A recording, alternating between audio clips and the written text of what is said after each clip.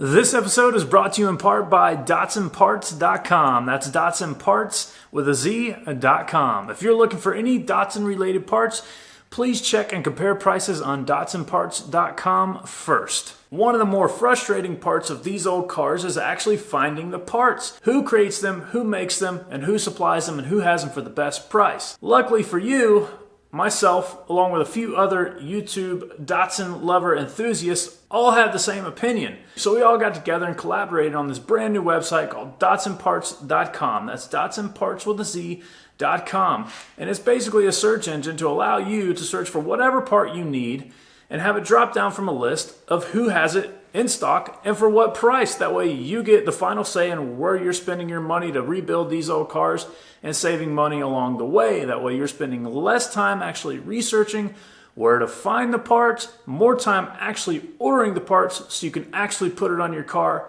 and get this thing back on the road. So before you go shopping anywhere else or compare on your own who has what for what price, please go ahead and visit DatsonParts.com. That's Datsun Parts with a Z.com. A lot of work has gone into it on the back end to get it to the point to where it is now, but that being said, we still have a lot of work to put into it to make it better as not only the channel grows, but as the website grows as well. So if you guys have any suggestions, any fixes, if there's a manufacturer currently not on the list, please drop it in the comments below and I'll do my best to get it uploaded as quickly as possible. That way you can have an additional price point to measure from, and we all can have additional parts to look at and search for when it comes to trying to get these things saved and back on the street. We think it's a very effective tool, and obviously it helps out our channel with bringing you more content, more Datsun, more first generation Z love. If you like this stuff, please click that thumbs up button. If you want to see more, go ahead and click that subscribe, turn your bell notifications on. That way you'll get a personal message just as soon as we post another video. Until next time, as always, we appreciate you very much, and thank you so very much for watching this video.